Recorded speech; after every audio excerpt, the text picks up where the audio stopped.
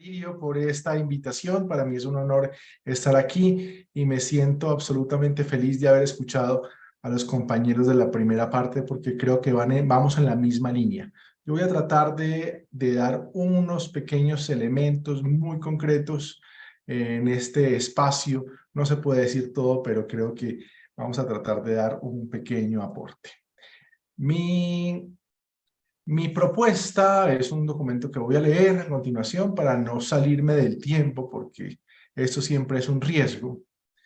La voy a titular entonces La dimensión humana y social de la ecología integral, principios y criterios desde la doctrina social de la Iglesia. Quiero comenzar mi breve reflexión recordando las palabras del Papa Francisco.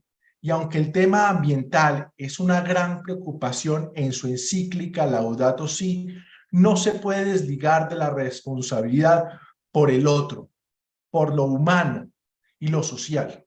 Como él mismo lo explica, es verdad que todo giraba alrededor del tema del cuidado del ambiente, de esa cultura.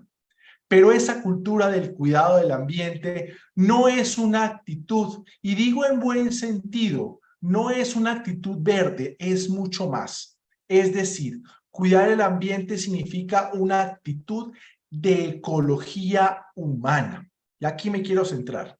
O sea, no podemos decir que la persona está allí y el creado, el ambiente, está allí. La ecología es total, es humana. Eso es lo que quise expresar en la encíclica Laudato Si, que no se puede separar al hombre del resto. Hay una relación de incidencia mutua, sea del ambiente sobre la persona, sea de la persona en el modo como trata el ambiente. Y también el efecto de rebote contra el hombre cuando el ambiente es maltratado. Por eso, frente a una pregunta que me hicieron, yo dije, no es una encíclica verde, es una encíclica social, porque dentro del entorno social, de la vida social de los hombres, no podemos separar el cuidado del ambiente. Más aún, el cuidado del ambiente es una actitud social que nos socializa en un sentido o en el otro. Cada cual le puede poner el valor que quiera y por otro lado nos hace recibir. Y me gusta esa expresión cuando hablan del ambiente como del creato, de aquello que nos fue dado como don, es decir, el ambiente. Hasta aquí las palabras del Papa. En esa misma línea hoy nos atrevemos a dar un paso pequeño, al menos, un esbozo de algunas ideas que nos ayuden a comprender la magnitud del reto histórico que debemos afrontar como católicos en la construcción de una dimensión humana y social de la ecología integral. Mi aporte será en el horizonte desde la doctrina social de la Iglesia y del bien de las personas que habitamos la casa común. Por ello pretendo centrarme en un elemento que considero de alta importancia. Quiero reflexionar sobre el devenir de una nueva economía en la misión de construir un mundo diferente. Un nuevo entramado de las relaciones humanas que invita a buscar horizontes de justicia, entendida aquí como la participación de todas las personas, de los bienes materiales y espirituales, para que los seres humanos vivamos dignamente y seamos gestores y protagonistas de la historia. La teología, en este caso, no mira a la economía en su saber, estudio y desarrollo científico, siempre valioso e imprescindible, sino que la entiende en lo concreto de las relaciones que por su importancia condicionan el destino de muchas vidas humanas. El Papa Francisco, para el Papa Francisco este es un tema de gran importancia. Y cito aquí, la economía es un componente vital de cualquier sociedad que determina en gran parte la calidad del vivir e incluso del morir y contribuye a que la existencia humana sea digna o indigna. Por eso ocupa un lugar importante en la reflexión de la Iglesia, que mira al hombre y a la mujer como personas llamadas a colaborar con el plan de Dios mediante el trabajo, la producción, la distribución y el consumo de los bienes. Hasta aquí la cita. Del conjunto de las relaciones económicas y de las decisiones que toman los que ostentan el poder, se deriva que el deseo desaforado de riqueza de algunos no permite que la distribución de los recursos sea equitativa para todos los miembros que habitamos este planeta.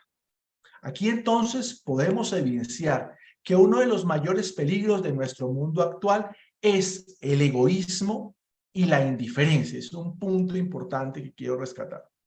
Mientras algunas personas lo tienen todo y son cada vez más ricas, otras personas quedan al margen para acceder a lo necesario que les permita vivir dignamente. Incluso no tienen los recursos mínimos, ni siquiera para afrontar la crisis de recursos como las que evidenciamos en el mundo actual. La Iglesia, en el marco de la doctrina social de la Iglesia, ha venido denunciando y mirando con dolor estos fenómenos económicos que generan desigualdad, pobreza, exclusión, muerte, y por ello apunta oportunamente a denunciar también los síntomas de otra pandemia aún peor. De nuevo, el egoísmo y la indiferencia. Aquí no propongo un nuevo modelo económico o político regido por el discurso teológico, sino más bien acusar el llamado evangélico de denunciar los males sociales que denigran a los seres humanos y encontrar vías que nos ayuden a transformar toda la estructura y sistemas injustos que se opongan a la realización de la justicia social. La invitación es a que todos los hombres y mujeres, en especial los más pobres, podamos tener acceso a los medios necesarios para alcanzar una vida digna personal y socialmente. Las enseñanzas del magisterio eclesial siguen siendo vigentes hoy en los contextos actuales. Por ello, recordemos al Concilio Vaticano II cuando señalaba que los recursos naturales no son un bien privado, sino que la creación misma hay un designio de justicia que tiene como destino la participación universal de los bienes. Así lo declara Gaudium et Spes. Abro la cita. Dios ha destinado la tierra y cuanto en ella contiene para el uso de todos los hombres y pueblos. En consecuencia, los bienes creados deben llegar a todos en forma equitativa bajo la égida de la justicia y con la compañía de la caridad. El concilio recuerda la frase de los padres: alimenta al que muere de hambre, porque si no lo alimentas, lo matas. Según las propias posibilidades, comunican y ofrezcan realmente sus bienes, ayudando en primer lugar a los pobres, tanto individuos como pueblos, a que puedan ayudarse a desarrollarse por sí mismos. Hasta aquí la cita. De este modo, la teología observa los signos de los tiempos en las personas concretas que sufren el flagelo de los sistemas injustos, que los apartan de las posibilidades de tener recursos para subsistir. Existe el dolor de millones de personas que padecen de hambre, que no tienen acceso a la salud ni a la educación. La pobreza y la exclusión son un escándalo que clama al cielo por justicia. En este orden de ideas, en un ejercicio interdisciplinar y desde mi ámbito de reflexión, me atrevo a sumar esfuerzos con otros, donde la teología y la economía pueden ayudar para la humanización de dichos sistemas económicos y políticos, en el cual esté en primer lugar la persona humana. Así pues, el reto consiste en buscar transformación de sistemas excluyentes y egoístas que generan pobreza y muerte por una economía para la vida, donde todos los miembros de la familia humana puedan vivir dignamente. En esta misma línea lo advierte el Papa Francisco cuando no reduce esta reflexión-acción únicamente a unos pocos entendidos, sino que amplía el panorama, invitando a todos los cristianos a implicarse en esta tarea de construir un mundo mejor, y desde su propio ejemplo nos exhorta con esta cita. Opino que las cuestiones sociales y económicas no pueden ser ajenas al mensaje del Evangelio. Por eso, siguiendo los pasos de mis predecesores, trato de ponerme a la escucha de los actores presentes en la escena mundial, desde los trabajadores a los empresarios y a los políticos, dando voz especialmente a los pobres, a los descartados y a los que sufren. En su difusión del mensaje de la caridad y justicia del Evangelio, la Iglesia no puede quedarse callada frente a la injusticia y el sufrimiento, sino que puede y quiere unirse a millones de hombres que dicen no a la injusticia de modo pacífico y trabajan por la equidad. Por todas partes hay personas que dicen sí a la vida, a la justicia, a la legalidad y a la solidaridad. Muchos encuentros me confirman que el Evangelio no es una utopía, sino una esperanza real para la economía. Dios no abandona a sus criaturas a merced del mal.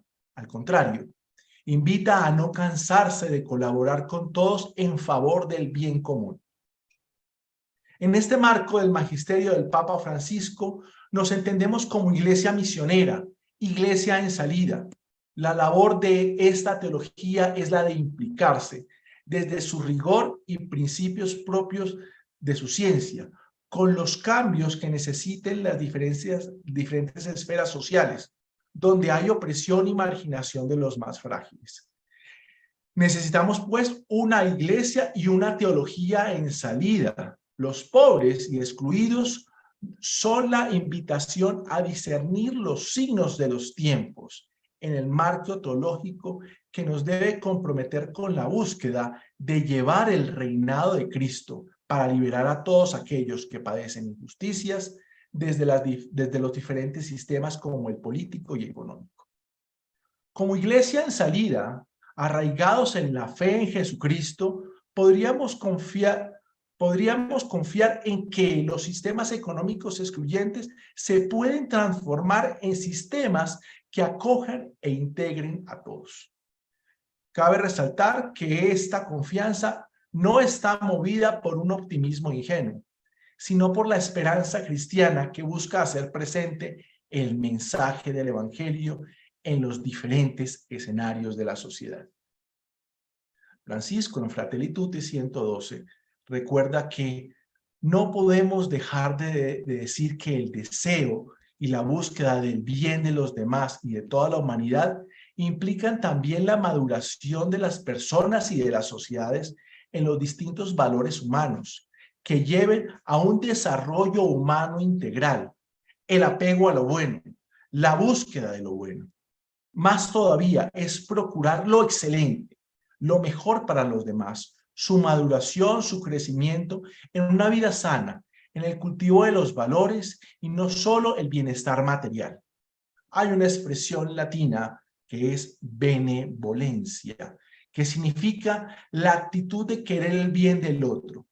Es un fuerte deseo del bien, una inclinación hacia todo lo que sea bueno y excelente, que nos mueve a llenar la vida de los demás de cosas bellas, sublimes, edificantes. Pero el compromiso profético del cristiano entraña opciones más profundas que nos lleva a oponernos con radicalidad a los sistemas injustos, violentos y excluyentes que la sociedad actual ha normalizado, a tal punto que ya parecen parte del paisaje. Ya en Laudato Si nos mostraba con profunda claridad, cito: ya hemos tenido mucho tiempo de degradación moral, burlándonos de la ética, de la bondad, de la fe, de la honestidad, y llegó la hora de advertir esa alegre superficialidad que nos ha servido de poco. Esa destrucción de todo fundamento de vida social termina enfrentándonos unos con otros para preservar los propios intereses. volvamos a promover el bien para nosotros mismos y para toda la humanidad. Y así caminaremos juntos hacia un crecimiento genuino e integral. Cada sociedad necesita asegurar que los valores se transmitan, porque si esto no sucede, se difunde el egoísmo, la violencia, la corrupción en sus diversas formas, la indiferencia y, en definitiva, una vida cerrada a toda trascendencia y clausurada en intereses individuales. Como vemos, la invitación del Papa es a no quedarnos mirando los males que aquejan a millones de personas en el mundo, sino a tomar acción a favor de todos ellos ahora. Tener esa ingenua esperanza en que los mercados autorregulados van a terminar con la pobreza ha implicado no erradicarla, sino acabar con la vida de pobres concretos. En este sentido, diríamos que la esperanza cristiana no da espera en la caridad, ya que la praxis evangélica significa tener una voz profética y acciones concretas que ayuden a la promoción social en el hoy de la historia. Todo esto no es una cuestión ética simplemente. Se trata además de una teología que intenta señalar otras alternativas en un mundo distinto para construir una economía para la vida y garantizar la vida de aquellos que han sido excluidos de las posibilidades económicas. Una teología que, sin reemplazar a la economía, se hace favorable a los intereses de quienes son los más oprimidos por estos contextos. Por esto es necesario el rechazo a la indiferencia con los pobres, porque esto sería el mismo rechazo al Dios de la vida. Sería como darle la espalda a Cristo pobre y sufriente que trae la salvación. La fraternidad que señala Francisco implica una doble vía de salvación. Primero, liberarnos del egoísmo que enceguece para ver a los que sufren la injusticia, la pobreza y la exclusión, ceguera que conduce a esta misma miseria. Segundo, salvar los rostros concretos que no tienen ni para comer un pan y menos las opciones para salir de los cordones de miseria. Ambas significan liberar a la economía para que los recursos se pongan al servicio del ser humano y no al contrario. Para ir terminando, quiero sumarme a la invitación de Fratelli Tutti con esa expresión, Dios quiera. Aparece varias veces seguidas con la palabra en castellano, ojalá. Aunque origen árabe, Shah Allah, Dios quiera, y dice, ojalá, Dios quiera, que al final ya no estén los otros, sino un nosotros. Ojalá, Dios quiera, que demos un salto hacia una nueva forma de vida y descubramos definitivamente que nos necesitamos y nos debemos los unos a los otros para que la humanidad renazca con todos los rostros, con todas las manos, con todas las voces, más allá de las fronteras que hemos creado. De esta manera, desde la teología y al igual que en el pensamiento social de la Iglesia, aún podemos encontrar un asidero en la dignidad de la persona, el bien común, la solidaridad, las cuales tienen como fundamento el llamado cristiano al amor y a la caridad, manifestada no en palabras o en análisis sociopolíticos económicos, sino en las obras y en el necesario compromiso y el rescate del otro. Muchísimas gracias.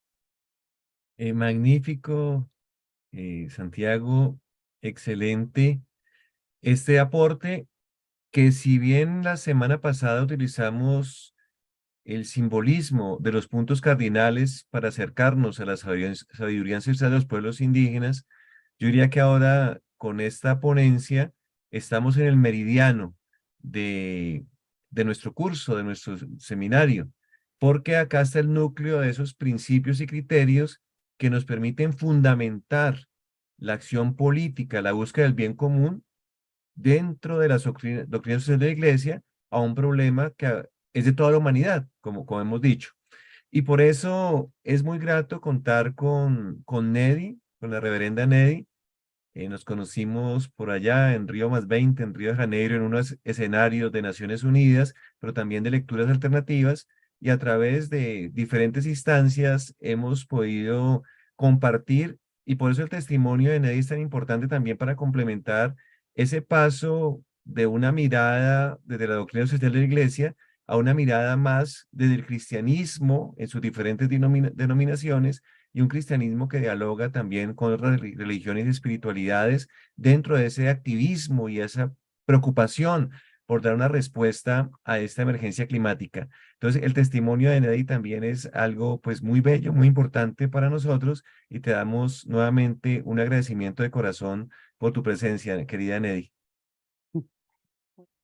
Bueno, muchas gracias por la invitación para estar con ustedes en este seminario latinoamericano, compartiendo mis experiencias como mujer latina, como cristiana, protestante, teóloga.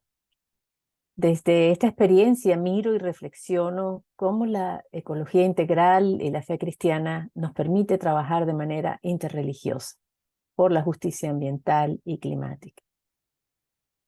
En mi experiencia, cada año más y más vemos este tipo de colaboración multirreligiosa alzando la voz en unísono por la justicia ambiental. Y aquí podemos ver algunos ejemplos, ¿verdad? En América Latina, como la Iniciativa Interreligiosa por los Bosques Tropicales, IRIS, Iglesias y Minería, Fe por la Tierra, o en Estados Unidos, Interfaith Power and Light. Y allí hay otros compañerismos y redes, como también lo es la Red de Fe por la Justicia Climática, Avia Yala, Latinoamérica y el Caribe. La pregunta que yo quiero contestar es, ¿cómo es que podemos hacer este tipo de trabajo de incidencia interreligiosa sin dejar a un lado nuestra fe cristiana?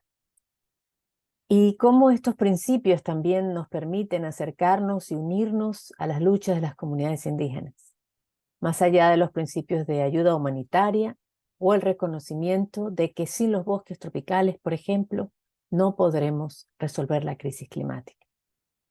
¿Qué fundamentos bíblicos, teológicos nos permiten hacer trabajo multirreligioso y a lograr unirnos en una transformación social que nos permite enfrentar la crisis ambiental y asegurar el futuro de las próximas generaciones? Mi trabajo por los últimos 30 años ha sido hacia adentro de las comunidades de fe, buscando transformar la sociedad, pero comenzando por nosotros mismos. La Iglesia protestante habla de la importancia de reformarnos, de siempre reformando, para poder responder a las revelaciones y los retos de cada tiempo y buscando sentir la voluntad, el del Espíritu de Dios para nuestro tiempo. Y es en ese caminar entonces, en lo que respecta al trabajo por el cuidado de la creación desde la fe, que vemos que la fe cristiana nos proporciona 3 ecoteologías bíblicas que se retroalimentan, pero también tienen sus distinciones. Y estas son la mayordomía, la ecojusticia y la ecoespiritualidad. Y ahora que defina cada una, quiero ir mostrando cómo cada una de estas va creando unos principios y nos va ubicando como seres humanos ante las demás criaturas, humanas o no humanas, de manera de que podemos más y más o menos trabajar con una diversidad de personas en el cuidado de la creación. En lo que voy a compartir quiero apuntar cómo la ecoespiritualidad específicamente es un tipo de teología cristiana que facilita el trabajo multirreligioso, aun cuando no es la teología más tradicional, pero es una herramienta que está a nuestra disposición si podemos y queremos utilizarla para justificar y fortalecer este tipo de colaboración y ministerio a nivel multirreligioso. Comenzamos entonces por la mayordomía, la cual podemos percibir en estos pasajes bíblicos que aquí muestro. Recomiendo tomar aquí una foto en la pantalla para que luego puedan leerlo bien. La mayordomía toma en cuenta que fuimos creados hombre y mujer, a imagen de Dios, con cierto estatus especial frente al resto de la creación. Salmo 8. Fuimos invitados a ser fructíferos en la tierra y servirnos de todo lo que en ella hay. Génesis 1. Sin embargo, este estatus especial no nos otorga privilegios en contra de otros, sino que es un llamado al servicio, así como Jesús mismo lo hizo cuando estuvo entre sus discípulos. Nos toca hacer lo mismo ahora a nosotras y nosotros. El salmista, como les decía, reconoce en el hombre un cierto estatus de privilegio, ubicado en la creación casi como un Dios. Pero en el plano por la tierra existen ciertas reglas que debemos seguir. La tierra nos es dada con ciertas instrucciones. Una muy importante es que la tierra es de Dios y nosotros somos forasteros. Nuestro uso de los recursos tiene un límite. Debe hacerse de manera que las comunidades más vulnerables también tengan lo que necesitan. Aun cuando Dios parece entregarnos todo, debemos escoger el bien, la vida, usar los recursos de manera de asegurar el bienestar de las próximas generaciones. Aquí tenemos también entonces otros pasajes que ilustran esta teología. Miremos ahora la ecojusticia y recomiendo también leer estos pasajes en particular. Como un principio, la ecojusticia reconoce que no podemos lograr la justicia social sin la justicia ecológica. En la Escritura, la ecojusticia nos enseña que aun cuando tengamos un estatus especial en la naturaleza, el pacto que Dios hizo con Noé, quien no era hebreo, ni judío, ni cristiano, sino que era un ser humano como cualquier otro, este pacto que Dios hizo con él como parte de la humanidad, incluyó también el resto de las criaturas de la tierra. Aún disfrutando este estatus especial, la tierra y los seres humanos le pertenecemos a Dios. La capacidad de dominio entonces sobre la tierra no nos separa de ella. Nuestras acciones tienen consecuencias sobre la naturaleza como parte de un todo creado de manera interdependiente e interrelacionada. Esta es la sabiduría bajo la cual Dios crea el mundo y queramos o no, estamos interconectados. Por ello, nuestro pecado produce alteraciones también en la tierra, no por voluntad de Dios, creador, sino producto de nuestras acciones humanas. La ecojusticia reconoce que no solo la humanidad sufre por el pecado humano, sino que la tierra también sufre las consecuencias. Los animales del campo y aún el suelo sufren. La experiencia del sufrimiento entonces no es solamente humana, la compartimos con todas las criaturas vivientes. Hay cierta voluntad divina, como decía, en esta posibilidad de sufrimiento compartido, así como de la salvación compartida. Podemos entender esta voluntad como parte de la sabiduría de Dios, creándonos interconectados para también entonces mantener este tipo de manera de ser ante la naturaleza. Por ello, la promesa de liberarnos de la esclavitud del pecado, según el Evangelio, la compartimos con toda la creación. Ella espera de nosotros para que nos manifestemos como hijas e hijos de Dios, haciendo nuestra parte, desparramando las buenas nuevas de Cristo por toda la creación, porque el amor y la redención que recibimos en Cristo también les pertenece. No es exclusiva de los seres humanos, ni de una iglesia, ni de una nación. Cuando miramos las promesas de salvación en la Escritura, las criaturas no humanas también aparecen en el imaginario religioso del nuevo cielo y la nueva tierra. Nuestra salvación va mano a mano con la tierra. Por eso, la justicia de Dios en la Nueva Jerusalén incluye el exterminio de quienes destruyeron la tierra. La tierra también espera justicia y liberación. Como vemos entonces hasta ahora, en cuestión de mayordomía y la ecojusticia como teologías que a su vez promueven ciertos principios de comportamiento, nos conducen a relacionarnos de manera justa y armoniosa con otras personas y con otras criaturas. Nos enseña que todo está interrelacionado. El pacto de Dios desde un principio de los tiempos es con toda la humanidad, con toda criatura. No está determinada por nada más que el mismo Dios, el amor de Dios para con su creación.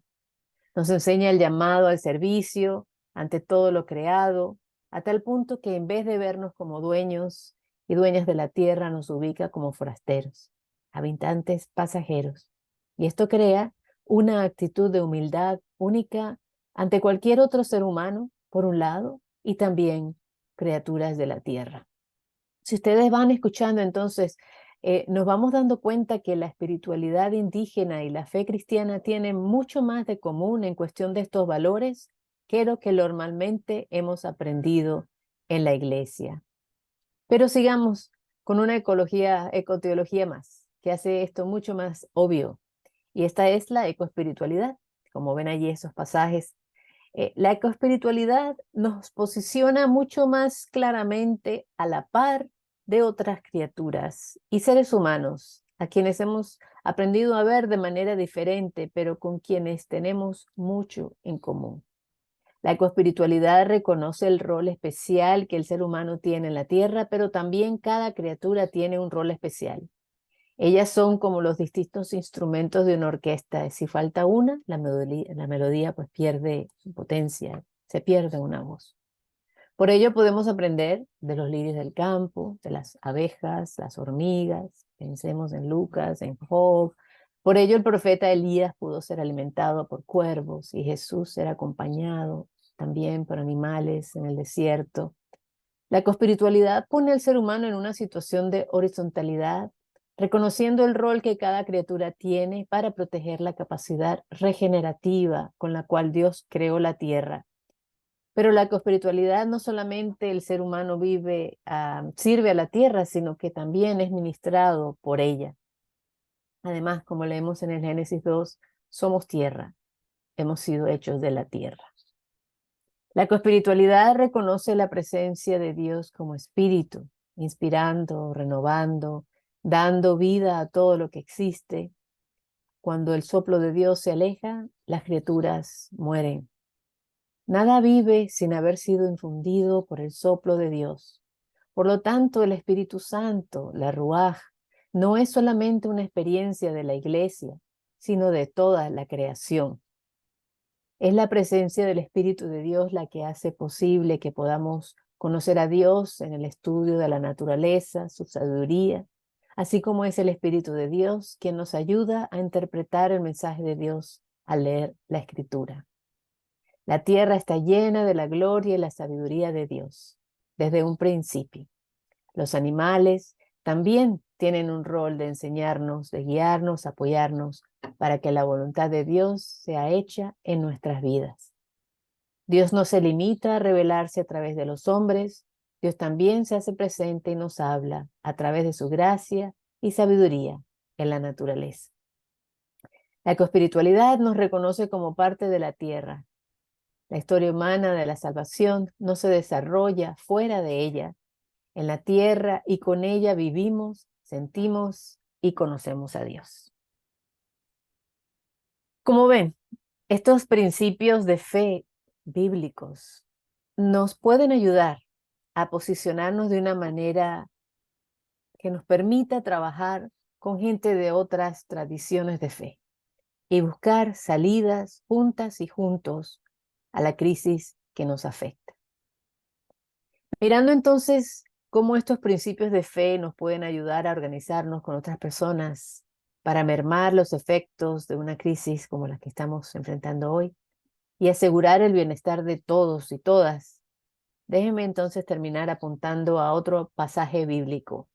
Y este se encuentra en el libro del Génesis, capítulo 39 al 41. Y esta es la historia de José, un hombre de fe, y los sueños del faraón de Egipto. Un hombre de una fe diferente, el jefe de una sociedad plurireligiosa, que también cree en algo más allá de él, aunque no sea el mismo Dios de José. Esta es una historia de una crisis sin precedentes. Si bien el Génesis no nos habla de una crisis climática como la que enfrentamos hoy, describe la realidad de una región que se enfrentará a cambios climáticos que luego de 7 años de producir primero sorprendente abundancia de ganado y cosechas, será seguida por 7 años de hambruna. En esta historia no se menciona el pecado humano como el causante, ni por qué Dios no actúa para pararla. Ese no es el punto de la historia. Pero sí es el hecho de que si la gente no se organiza gobierno, sociedad civil, líderes religiosos, campesinos, si no se organizan para adaptarse a lo que está por venir, todos van a sufrir. Tanto los gobernantes, porque es imposible gobernar indefinidamente a un pueblo empobrecido, como los líderes religiosos, porque tampoco supieron entender su rol ante una revelación divina y hacer su parte. Como también la gente común, los pobres y por supuesto los animales del campo también iban a sufrir. En la historia, para quien no la conozca, es el faraón de Egipto, ¿verdad? Un hombre pagano, como lo llaman también en el Antiguo Testamento y el Nuevo Testamento, quien tiene varias veces el mismo sueño, es el que revela lo que está por venir. Pero es José, un hombre de fe, quien ayuda a interpretar el sueño, la revelación divina para bien del pueblo. Hoy en día son los científicos del clima quienes nos advierten de la amenaza del cambio climático y su impacto sobre las comunidades más vulnerables, sobre los gobiernos y sobre las demás criaturas con quienes compartimos este planeta. Y nos dicen que en vez de 7 años de abundancia, nos quedan menos de 10 para parar la amenaza irreversible del cambio climático. Y que si no escuchamos, las próximas generaciones vivirán en un planeta hostil como la humanidad nunca jamás ha experimentado. Una vez más, mientras los científicos tienen la visión del futuro, somos las personas de fe y de buena voluntad las que podemos interpretar lo que esto significa para la sociedad. Los científicos nos ayudan desde la razón, los datos, las cifras, pero las religiones somos expertas en interpretar este tipo de datos desde los valores que nos mueven a la acción. Desde el llamado a la solidaridad, el llamado a amar al prójimo, a cuidar al desvalido, el llamado o la necesidad de cambiar mentes y corazones, de confesar, de transformarnos, de arrepentirnos, de perdonarnos, desde el llamado a la sanidad, a la humildad, a lo sagrado, desde el llamado a cuidar a la naturaleza y en nuestro caso vista como creación de Dios. La ciencia nos da los datos, pero la fe puede encender un entusiasmo y un compromiso que los políticos no pueden, o al menos no lo pueden mantener en tiempos de crisis, más la fe sí, porque sabemos que hay algo más allá de nosotros. Hoy más que nunca, para parar la crisis ambiental y climática, la destrucción de la biodiversidad, el mundo necesita de las comunidades de fe y nuestros valores más preciosos y antiguos que hablan sobre el cuidado de la vida. Hace 30 años hablábamos del cuidado de la creación como un don más de la iglesia, pero hoy nos damos cuenta que si ignoramos este llamado, nuestra propia vida está en peligro. Para terminar entonces con este pasaje, en la historia vemos la receptividad de la gente a una revelación sin precedentes. No se dedican a desmentir la revelación o a discutir por qué no pueden escucharse unos a otros, porque fue el faraón, el pagano, el que recibió la revelación, no debemos escucharlo, o el faraón, no debo creer en la interpretación de José porque él no tiene mi propia fe. Los líderes religiosos del faraón no se ponen a discutir si lo que va a pasar es voluntad de los dioses o no, o si es fin del mundo. No, porque no hay tiempo que perder, sino hay tiempo para organizarse, porque el bien de cada uno ahora está en peligro y está en juego. Es cuestión de que cada quien use sus dones para aminorar el impacto de la crisis que está por venirse sobre todos los pueblos de la región. Para nosotros, los lectores de esta historia, podemos ver entonces que un Dios que da dones e inspira a los pueblos a preparar el camino para que la gente y las criaturas no sufran innecesariamente. Y así el tiempo de la hambruna llega como se había anunciado, pero el bienestar de todas y todos es preservado gracias a un Dios fiel. Un Dios que provee la visión, la sabiduría, los dones, los líderes y prepara los corazones. Y así, en un esfuerzo comunitario de gobernantes, trabajadores, líderes de diversas religiones, campesinos, almacenistas de grano, cada quien hace su parte para evitar una crisis mayor y al hacerlo, la justicia reina sobre la tierra y la bondad de Dios creador se hace evidente, aún en medio de la crisis, para quienes tienen oídos para escuchar y aún para quienes quienes no lo tienen. La crisis entonces como la que el planeta enfrenta hoy en día nos hace ver que somos parte de una gran familia planetaria y que la salida la encontraremos solamente con la unión.